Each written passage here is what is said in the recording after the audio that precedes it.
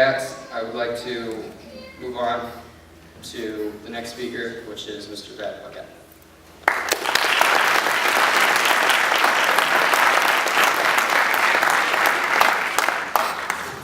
Hi, everybody.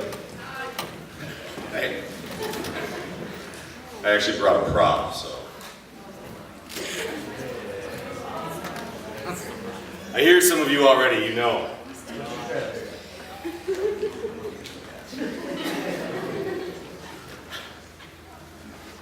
I stand before all of you tonight a blessed man to have been able to meet and encounter all of the young minds and learn about the lives of all these young people before us tonight. Over the last 4 years, I have shared a common experience with all of you. I began here 4 years ago as well as a facilitator, and it seems that we've all found ourselves in the 12th grade. This is something I'm genuinely thankful for, due to the fact that I've been able to meet and learn about the lives of all of our seniors, and I'm obliged to have been able to grow alongside of you all. Many of these learners in here would probably attest to the fact that I love to ask questions. This is because I'm genuinely seeking those answers as well. And in our course together, Classics Now, I asked all of these erudite young folks to develop an adage, which is a short statement of truth about life. And throughout their semester, as I peppered their adages with questions that were challenging, I had been developing and reworking my own as well alongside them. And I feel like tonight is an appropriate evening to share with you this adage of mine. But before I can tell you this adage, I'm compelled to first provide you a little background information. I will describe Thucydides and his chronicling of the Peloponnesian War in 400 BC, specifically where he documents the Melian dialogue. I heard a prominent politician point to this dialogue as a must-read for all people. He actually makes all of his staff who work for him read this as well. And in this historic account, the people of Milos were up against a superior force, the Athenians. They were about to destroy their city, and if they did not surrender to Athens and become their subjects. This dialogue captures the fact that the people of Milos would die willingly for what they believed in. And they did die. They were decimated.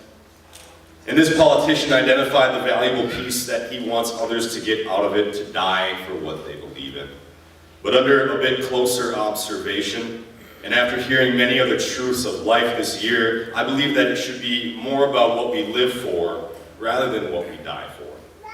We have nothing to die for if we are not living for something, in my opinion. And it is much too easy to say that we would give our lives for this or that we would take a bullet for someone, jump in front of a train for someone, and yes, take a grenade for someone. But no, Bruno Mars. It is much harder to live for something, and it is all too common of a pitfall in our society today to simply mention the things that we will die for, but then in turn neglect the all too important need to live. So I must leave you with a story. And I told many of the seniors already, a story that I must retell after having seen some of their responses to the story. In the ending, I feel that there is a necessity to explain the meaning a bit deeper. I heard once of a young grandson and his grandfather. They used to hang out together every weekend. And the young boy would just relish in this time with his grandfather, who would show him all of the artifacts and relics that he had collected over his long life. But as all young grandsons do, the boy grew up and became more fond of other things than hanging out with his grandfather. Until the time came, as grandfathers do, where he passed away. But he left everything that he had in his will entirely to this young boy who now is a young man. And the young man was overwhelmed with what to do with all of these things that he considered absolute junk that had been left behind. He was focused on his business, his girlfriend, and other pursuits that were meaningful at that time. So he just left it all in his father's house to collect dust. And 2 or 3 years later, as hardships often come, they overcame him, and financial troubles overtook his thoughts to the point where the young man made the choice to sell all these things in his grandfather's house for a one-day sale. And many came and were rummaging through the grandfather's belongings, picking up and buying, asking for better prices and bartering. And the boy's financial fears melted away slowly. as he found out that his debt was now covered from the things that he just had sold. And he looked around and he was even more excited to see that he still had a lot of items to sell and that he would have some extra spending cash.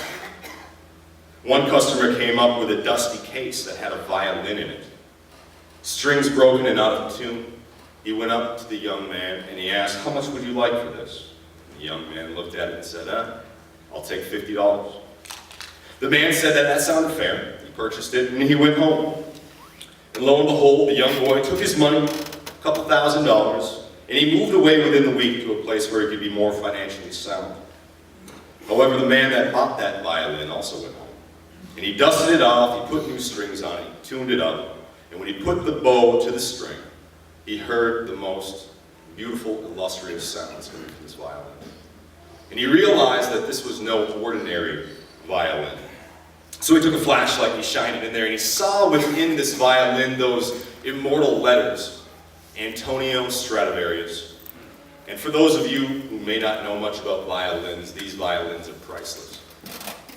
If you did put a price on it, one went at auction for $30 million a couple months ago.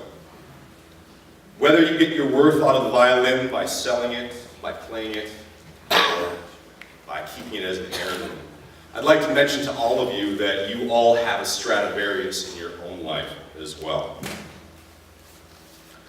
Each one of you, in your symbolic grandfather's house of your hearts and your minds, I ask you all to seek it out. Seek it out by dusting off the boxes in the attics of your mind and finding out the worthy things in this world. Seek it out in the cellars of your hearts by asking and searching for the questions or the answers to those immortal questions that we've discussed the entire year. What is reality? What is genuine truth? What is beauty? And what is right? Such are legendary questions that even the people of Milos asked over 2,000 years ago, and when they found those answers, they gained the knowledge of what to live for in their life.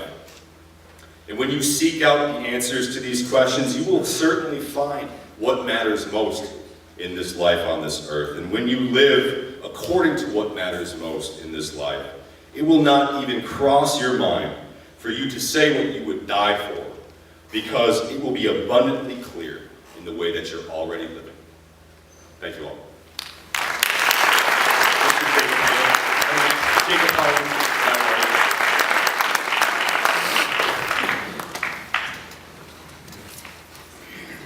Hello. Hello.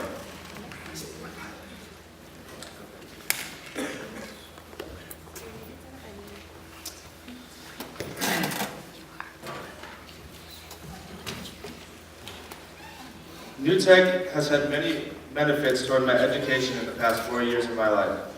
It's come with many ups as well as a few downs.